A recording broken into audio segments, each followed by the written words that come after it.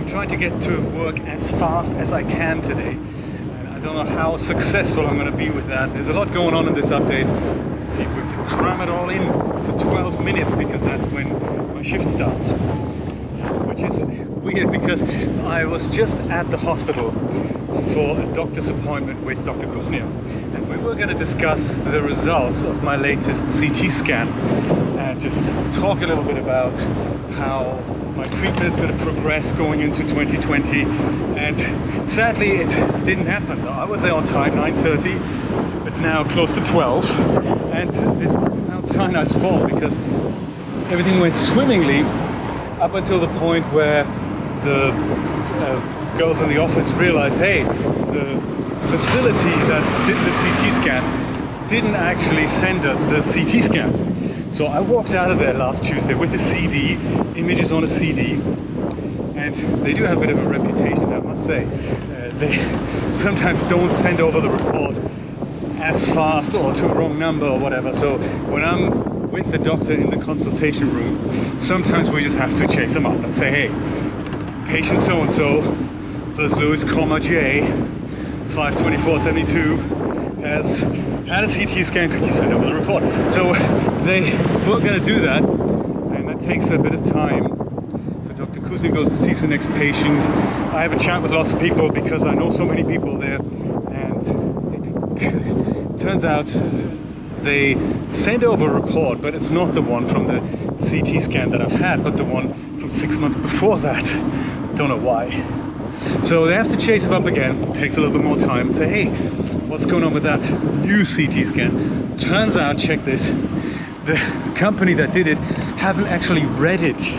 So that's reading a CT scan is a procedure, or any kind of radiological procedure, is that the radiologist sits down, looks at the images, and then writes a report. And that is usually what the doctors go by. And that is what's on file together with the images. But so in this case, my week-old report hadn't been read by a radiologist at Pinnacle. So they realized that and thought, man, we're gonna do this right away, but of course I'll take an hour or two, or maybe 2 or 3, or it might be done by the end of today. And we're all thinking, my God, that's crazy. I mean, they're either severely backlogged there, or I don't know what's going on. Anyway, so Dr. Cusnir and I parted ways and decided, hey, you look at the CD that I brought in with one of your radiologists at Mount Sinai, and you guys write a report together, or you guys at least discuss the findings, and Dr. Cusnir is going to call me tomorrow and tell me what's afoot. So we presume everything is fine, of course. We presume it's not anything negative, anything dangerous. It wouldn't be in line with how I feel. I feel fantastic, and in so doing it would make sense that medical observations would be in line with that. Let's just verify that, shall we? Yeah, so that was an interesting morning I had there. And so as a result of all these things running a little bit late, I'm now on my way to start my shift at the supermarket. So I hope I can at least be there more or less in time. It's kind of halfway between the hospital and where I live, kind of in the middle, halfway there. Yeah, let's see what happens. Exciting news. There's a lot actually going on in this update. I thought maybe I'll just turn this into more updates and tell you about what's coming up instead. So on one hand, in the US here, we have this deadline to sign up for a new health insurance plan in the middle of December.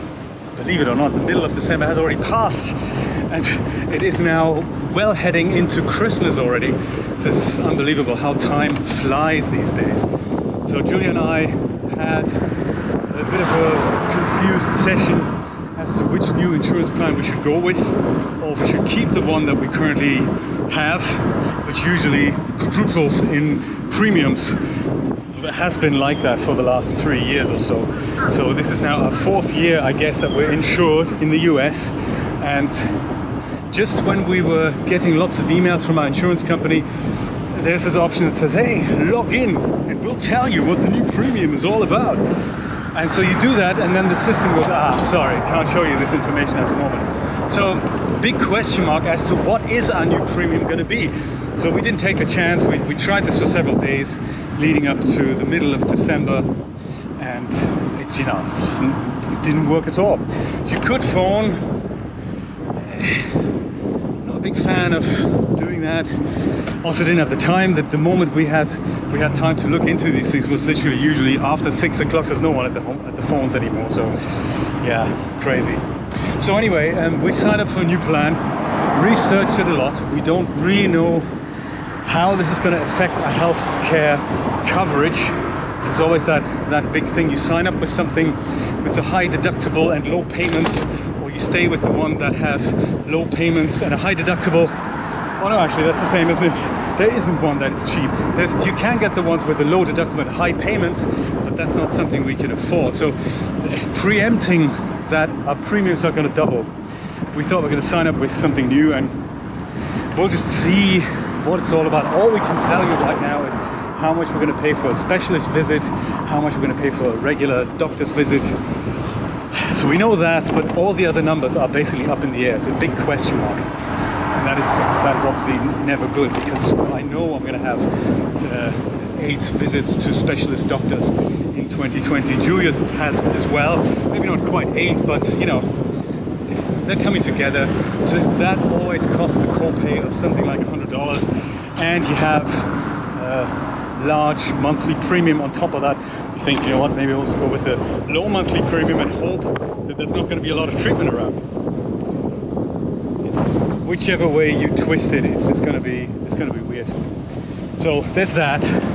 There's also a new nutritional benefit that I've discovered literally yesterday in the form of some kind of a health shot. I'll talk more about this in an upcoming video on how it made me feel, how it makes me feel today. So very interesting what's happened there.